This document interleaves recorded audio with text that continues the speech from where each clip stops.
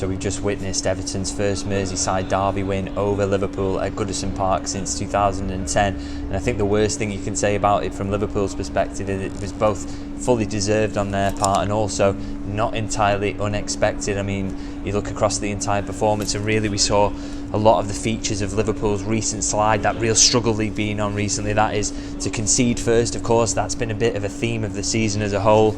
Then to be bullied physically, which is really something that's crept in recently, that started with that Atalanta game.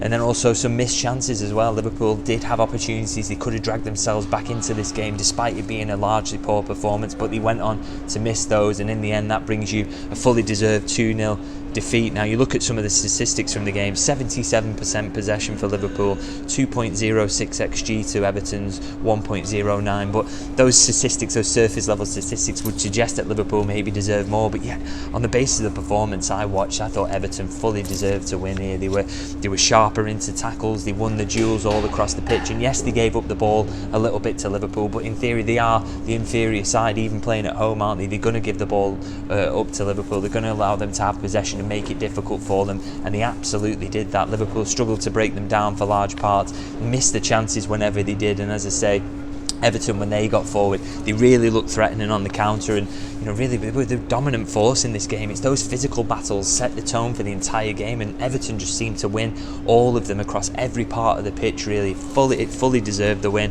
as I say. And the consequences of that, of course, for Liverpool is that the title challenge now is effectively over. I mean, it's really, really difficult, isn't it, to imagine Arsenal and Manchester City slipping up to the degree that Liverpool would need, and to be honest, it's actually really hard to imagine that Liverpool would ever capitalise on that. They've got some difficult fixtures to come, and the idea of them winning all of them it seems beyond the realms of possibility, particularly when you consider the performance tonight and the way that they were bullied. And I'd also say that this game kind of throws up a bit of a puzzle for the new manager. I think there are elements of this team that you've got to wonder and question ahead of the new season in terms of what they're going to do. I mean, one thing it's worth saying about Liverpool there, and I think with so many players being out of form at the same time, it's hard to get away from the idea that surely fatigue is slightly involved in this. The fact that Liverpool had so many injuries earlier in the season, some players have played too much clearly, and they've gone out of form as a result of that, and others are coming back from injuries and they look miles off it in terms of sharpness and rhythm, and that's really costing Liverpool at the moment. But alongside that, I don't think Liverpool get a free pass in that either. I think in terms of the injuries, you've got to say, that's happened a lot under Jurgen Klopp. This style of football tends to bring injuries and tends to bring fatigue with it. And now Liverpool may be paying the price for that. Obviously, the man who's most strongly linked at the moment with the Liverpool job, and the man we expect to be fully chased by Liverpool, is Arne Slot. And we hear that he plays a very similar style of football. I mean, I've got a video on my channel that went live today. I urge you to watch that. It's a deep dive on Arne Slot, and he does play a similar type of aggressive football. But you have to ask, when you see that the decline that Liverpool have been on in this part of the season, is that a sustainable approach going forward? Do they have to tweak things slightly? Do they have to be more possession based, particularly when they look at Manchester City's injury record this season, Arsenal's injury record in particular? I mean, they've been almost flawless in that regard, and that's really, really helped them to get a consistent team on the pitch. Is that something Liverpool really, really have to consider? And another element I think the manager has to think about coming into next season is, does this team need a little bit more physicality? I mean, I looked at the Atalanta game, I looked at the game today, and like I say, it felt like Liverpool were losing every physical battle all over the pitch, and football's quite a simple game at times. If you lose your physical battles all over the pitch, you've got no chance of getting a foothold in the game, and it gave Everton their foothold in this game. Atalanta did a similar thing at Anfield a few weeks ago, and it makes you think Pep Guardiola and Mikel Arteta playing 4 centre-backs in the defence a lot this season. Are they onto something there? Do you need that physicality in the modern game to give yourself the foothold and allow yourself to play your football? Maybe. I think, as I say, that is a question for the new manager, but for tonight, obviously that one can wait, and it's a painful defeat for Liverpool fans to mull over. An absolute joy here at Goodison Park, and all the Evertonians here, and rightly so, really. It's been a while since they've won a derby in front of fans, isn't it now? I'll go through the individual performances as usual, and start with the goalkeeper, Alisson Becker. I thought, not a poor performance from him, but I did kind of think he set the tone for the game, really, in giving away an early penalty. I know, even though he got a bit of a let-off there with it being overturned by VAR because of an offside, I still think that panicked element that sort of typified Liverpool start, really, all over the place, beaten in the physical battles, Everton really threatening, and Alisson giving that penalty away kind of summed it up. I mean, I do wonder whether he'll look at the Branthwaite goal as well and wonder whether he should have got a little bit more on that to save it. Obviously, it's got fairly decent power on it from quite close range, so don't want to be too critical of the goalkeeper, but I'm sure he'll be almost critical of himself in that situation. He'll expect to save that, and maybe he'll be disappointed about that one, but nothing he could really do about the Dominic Calvert-Lewin goal. That's all an issue in front of him, and should have been sorted really before Calvert-Lewin gets basically a tap in at the back post. So not a poor performance from the keeper by any means, but as I say, maybe we'll look at that Branthwaite goal with a little bit of disappointment. Now move into the defence now and talk about Trent Alexander-Arnold, and he'll come away and people will say he was kind of not his best night in terms of obviously the way that Liverpool played. He comes off late on, but I still think he was actually, particularly in the first half, I think you saw he was the biggest Liverpool threat at times. I think that's been the case that you saw it at Fulham. He really changes things in terms of his passing range, and I thought a lot of the time some of the great balls and passes he was playing, he was being let down by poor touches from his teammates, poor finishing. I thought some of his passing was out of this world at times, and didn't do too bad a job on the defensive side of things either. So I think there's an encouragement there from Trent in terms of he's been one of the few actually who's come back from an injury and actually looked a little bit like himself, but couldn't make the difference today because, as I say, felt like some of his teammates were letting him down a little bit really with their control of his passes or how to use them. Now alongside him in the centre halves, I thought I'll start with Ibrahima Konate, to be honest. Possibly Liverpool's worst player. I think it was between him and another who I'll come on to later, but I really thought he had a poor game.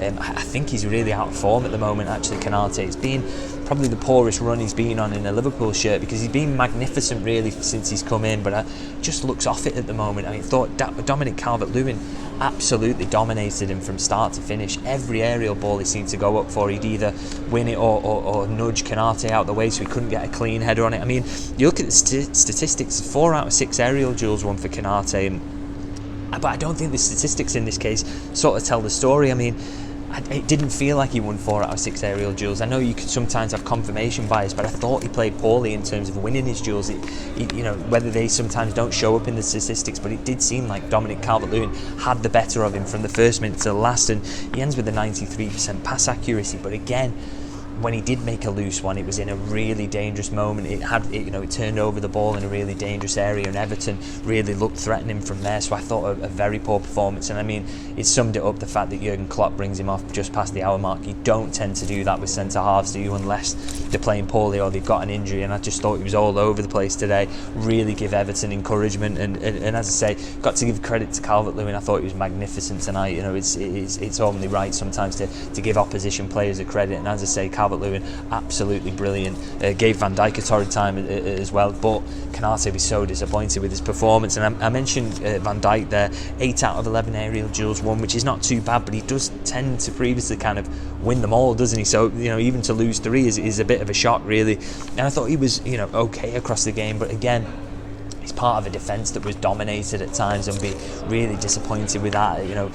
Usually he's always seemed to be there to head the ball away from set pieces when he was really playing well, or he'd always be in the right place at the right time. That just doesn't seem to be happening for him at the moment. He also doesn't seem to be able to stop issues arising around him, whether that's his teammates' fault or he's involved. It's hard to sort of pick that apart at times, and I don't think he's playing really poorly or anything like that, but not a day where he'll come away and think he was utterly outstanding as well and didn't deserve to be on the losing side. Now just finish up the defence there with Andy Robertson, and he does create three chances across the game, but I still felt like he was in positions where he could have done more.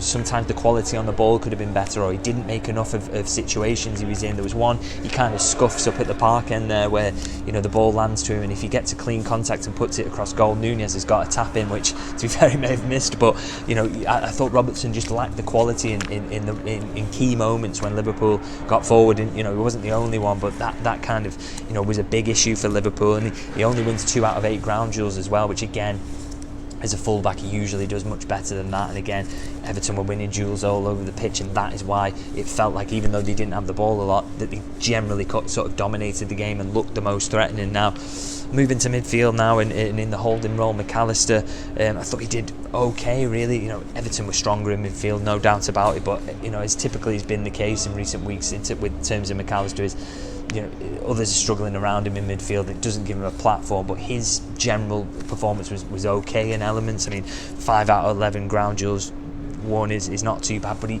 does only create one chance as well, and I think he's not playing quite at the level he was even maybe 2 or 3 weeks ago, where he was Liverpool's most influential player at that time. I said it time and time again. He's just gone to being a little bit more quiet recently.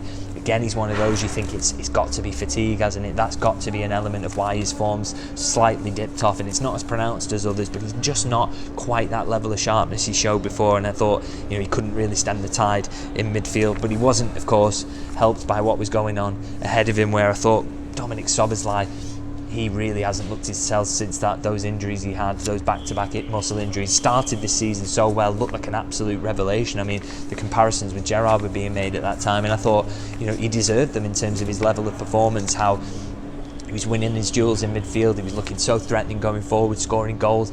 So quiet again today, really just couldn't seem to get involved and kind of loose with his passing as well, looked a bit reluctant to make decisions at times, taking on the shot in the wrong moment, making the wrong pass, or not putting enough on it. And you kind of wonder in moments like this, we said early in the season, didn't we, he looks almost an upgrade on Jordan Henderson, particularly the Jordan Henderson we had last season, but you're almost suggesting this game really that you saw some weaknesses. Would Henderson have been better in terms of winning his physical battles, even if he doesn't quite have the same kind of quality on the ball? And I think it's fair to maybe ask that question at times. Is Szoboszlai going to reach that level of consistently winning his duels in midfield and setting the tone in that regard? That is something I think Liverpool really need improvement from him on next season, and maybe going into the summer having a little rest will really help him out, because that form he showed early in the season is clearly much better than he's showing at the moment. And I think the same goes really for Curtis Jones. Again, another one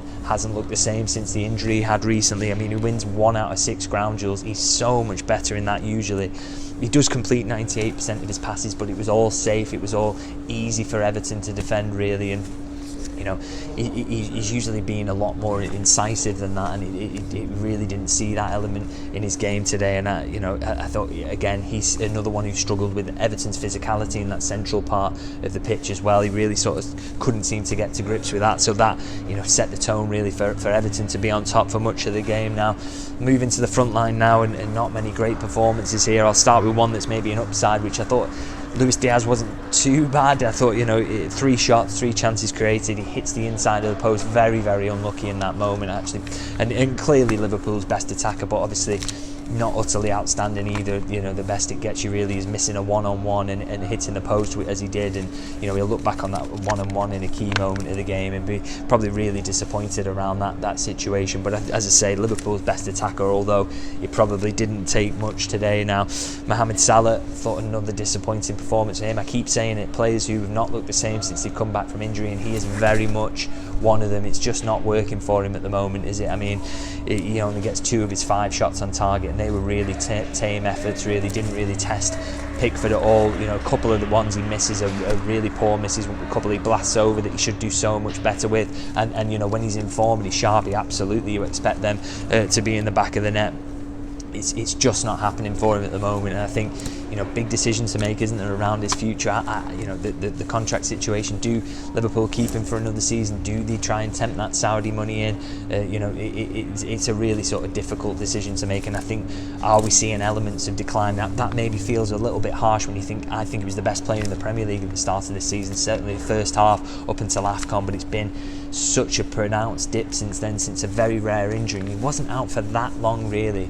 The idea that this has completely sucked all his form out of him is kind of crazy, really, the drop off we've seen. But as I say, maybe question marks for Michael Edwards, Richard Hughes to sort of answer over that one, and what they do with Salah is an interesting one. And another one, I think that the new manager, a puzzle for him to solve really is Darwin Nunez. I thought another really poor performance. He's another one. He's 31 goal contributions, I believe it is, this season, so he's not been totally useless, and he gets maybe more stick than he deserves in terms of the numbers he's actually putting up for Liverpool. But I think we've seen the worst elements of him in recent weeks, really, and today was again more evidence of that. Really, he misses a huge chance in the first half, a one-on-one. You just want to see him start putting some of those away, and it just doesn't seem to be happening. That's something he must be working on a lot in training, but it just isn't coming off for him. And he wins 0 out of 5 duels. I just felt that Everton centre-backs absolutely bullied him throughout the game, really. And he didn't allow Liverpool to get the ball up the pitch. I mean, I recall so many times in games against Everton, or in games against anyone really, where a long ball would go to Sadio Mane, he'd bring it down, win the physical duel, keep the ball down, and then Liverpool were on the attack. If you hit the ball up to Nunez, it just doesn't stick in that way, and even if he sorted out his finishing, that is clearly something that's going to be an issue for him in terms of his hold-up play. It's not always clean and perfect, and that's just, we've seen improvements in that regard this season. It still feels like there's another step to go, because as I say, I felt like he got physically bullied really in this game, missed a big chance, so bit of a nightmare performance from a striker really if you're doing all those things. Now, that pretty much sums up my views on the game. Obviously not a lot of positives for Liverpool to take, except for the fact that the season is nearly over and there's changes coming ahead of this summer, and maybe we'll see a Liverpool recovery. But it's been a really disappointing end to the season we're in the midst of, really, isn't it? And a disappointing end to Jurgen Klopp's reign, you have to admit. Now, I'm going to sign off there, obviously, and let me know in the comments, who did you think played okay? Who do you think was Liverpool's biggest problem really in the match, and what did they do here? What sort of question marks did this game really throw up in terms of Liverpool's future, and what happens under the new manager? Do let me know in the comments, and if you can like and subscribe as well, that's always appreciated. And of course, there's still more games to come, so I will see you guys very, very soon.